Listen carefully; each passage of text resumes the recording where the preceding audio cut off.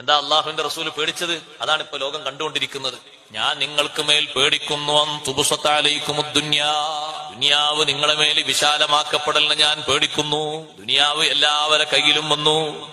ദുനിയാവിന്റെ പ്രൗഢിയും ദുനിയാവിന്റെ ഭംഗിയും അത് വന്നിട്ടോ നിങ്ങൾ മുൻഗാമികൾ നശിച്ചതുപോലെ നിങ്ങൾ നശിക്കുന്നു.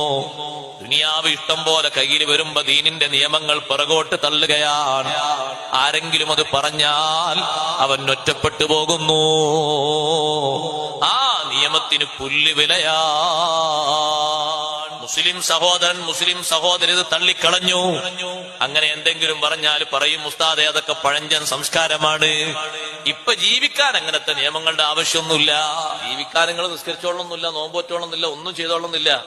ദുന്യാവാണ് അള്ളാഹു തആല തരും. ഒരു ഇഞ്ച് വിശ്വസിക്കാത്ത ആൾക്കാർക്കും ദുന്യാവ് കൊടുത്ത റഹ്മാനാണ് പടച്ച റബ്ബ്. നബി സല്ലല്ലാഹു അലൈഹി വസല്ലം തങ്ങളോട് ബന്ധമുണ്ടെന്ന് വിശ്വസിക്കുന്ന ആളുകളാണെങ്കിൽ തങ്ങളെ അംഗീകരിക്കാനുള്ള കഴിവ് നമുക്ക് വേണം. പുറത്തോട്ട് തള്ളരുത്, ഒരൊറ്റ വിഷയത്തിലും തള്ളരുത്. ഹറാമായി കാണാനുള്ള കഴിവ് വേണം. ആരാണ് നിങ്ങളെ കൂട്ടത്തിൽ ഏറ്റവും വലിയ ആബിദ് എന്ന് നബിതങ്ങൾ പറഞ്ഞ ആരാ?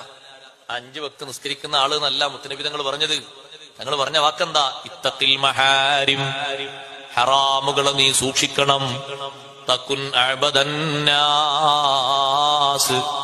നിനക്ക് ജനങ്ങളിൽ ഏറ്റവും വലിയ ആബിദാകാം.